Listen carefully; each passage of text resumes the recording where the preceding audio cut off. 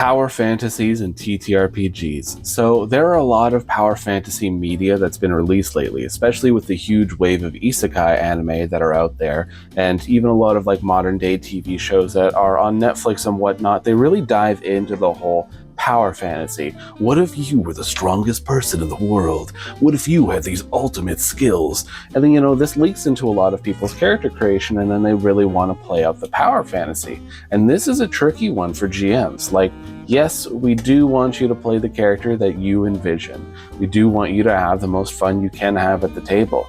But we also have to sit there and think about the imaginary balance of the monsters, the players, the story. Everything is like these ridiculous 4D scales are moving all around us.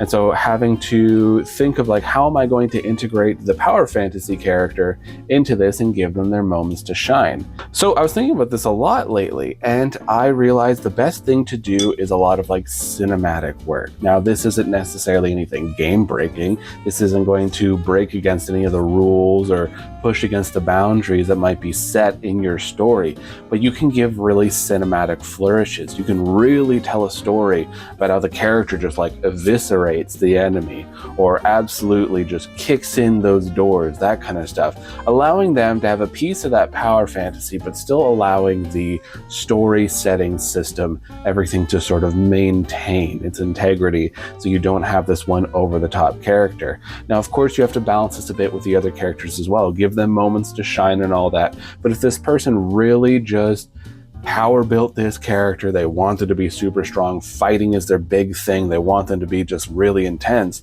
then give them some cinematic flourishes when it comes to combat. Just like you would give the cinematic flourish to a bard in moments of playing music or, swooning people, all that kind of stuff.